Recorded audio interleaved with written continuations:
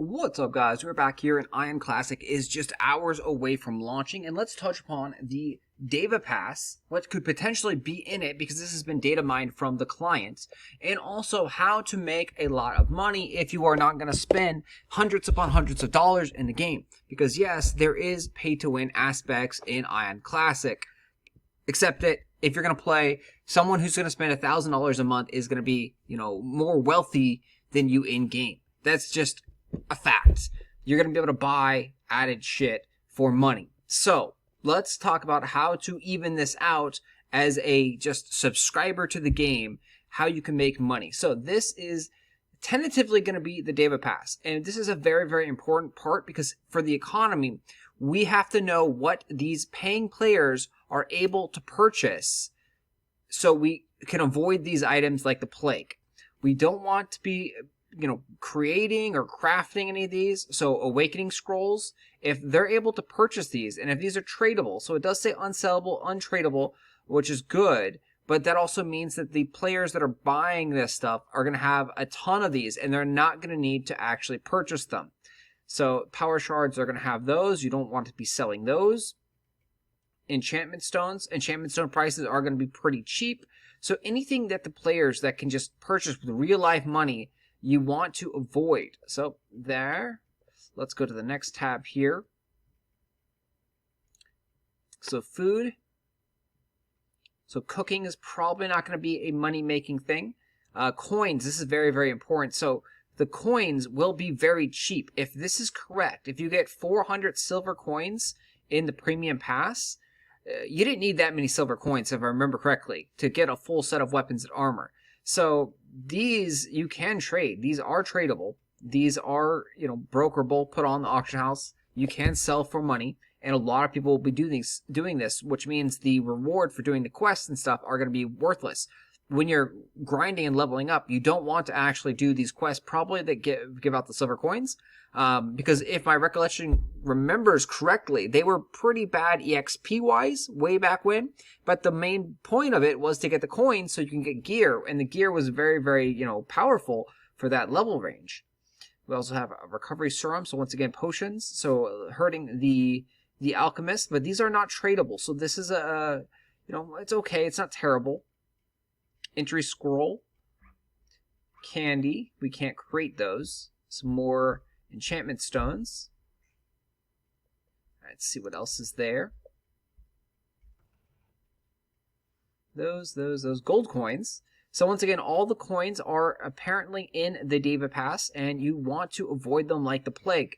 These will become very, very cheap. This will be a great way to actually, get gear very, very cheaply in game. Oh, dye, true black.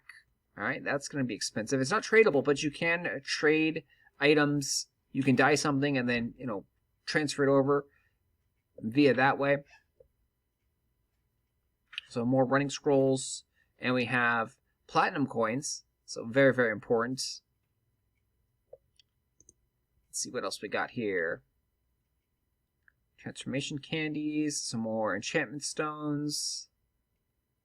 And that seems to be about it. So, alright, we know enchantment stones aren't going to be that great of an item to go after.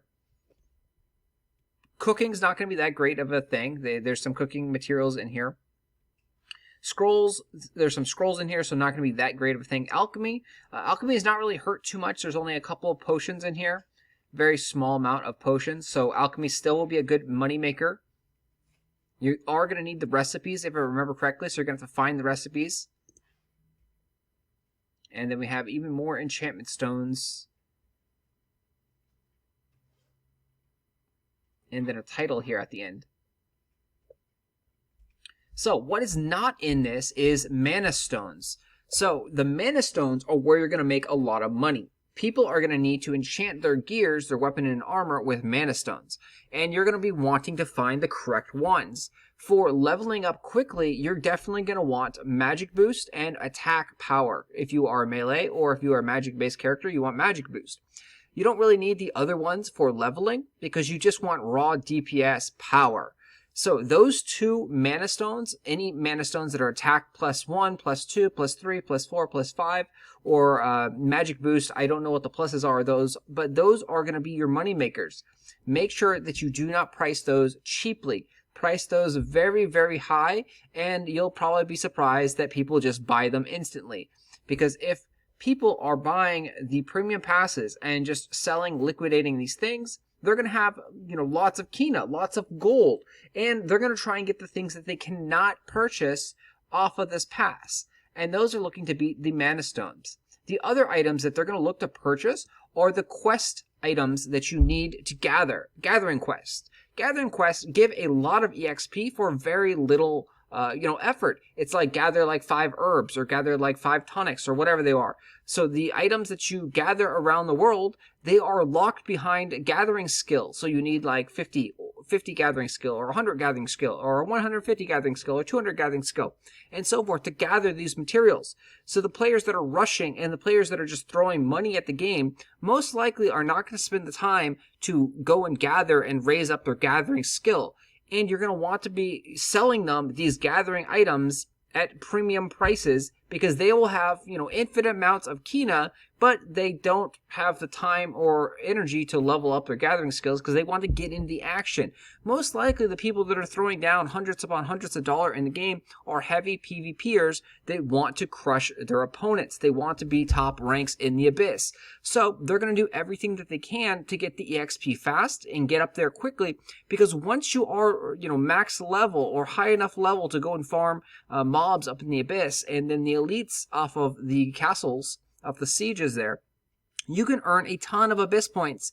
And then you also have the dungeons and the instances as well. So they're going to want to get there fast so they can get there with less competition, which means they get stronger quicker. It's a big snowball effect. So the faster they level up to max level, the less PvP they avoid while they are gaining more Abyss points and then getting stronger, and then they're getting their Abyss gear to then go PvP all the weaker players, and then they just crush them because they have the gear advantage on top of them. So that is what I think you want to look for. Those are the main items. Mana stones, so the attack and the magic boost, are going to be very, very valuable. HP might be somewhat expensive, give or take. And then again, all of those gathering and harvestable items in the world that require some proficiency to actually harvest, those things are going to be incredibly valuable because you do not get them in the daeva pass. And again, they have a lot of money because they just threw cash at the game and they got all these things. So, if they're playing and they buy the daeva pass like 2 or 3 times, they're going to have 1,000 of each of these coins. They're just going to sell them and liquidate them on the auction house, on the broker, to make money and then buy the things that they do want. So take advantage of them, guys. Make sure that you sell your mana stones very, very expensively. Get maximum value on the attack, the magic boost, the gathering items, and this will help you even out the playing field here a little bit. Anyway, we will do more videos on the economy as it opens up because this is all speculation. Of course, every server is different as well. Each server has their own auction house, brokerage. They're going to have their own prices. Someone could easily try to manipulate and buy out every single, attack +5 on the server. And that very well could happen because when you are socketing gear, if they did keep it as the original Aion, you socket your gear, your 4 or 5 slots, and then if you fail a mana stone, you break every socket that you had on the gear. You don't just lose that one that you are trying to socket, but you actually lose all of them. So it can get very, very expensive and very, very frustrating if you socket, 3 in, and then on your last one you fail a socket and everything goes kaboom and blows up in your face. So that is very, very possible. Expect the mana stones, the yellow ones specifically, to be outrageously priced because, again, the pay-to-win players are going to have infinite amounts of money, depending on how much money they throw down of cash, to buy all these mana stones and push the prices up. Don't feel bad if you have to just convert down to the white, white gems, the white mana stones.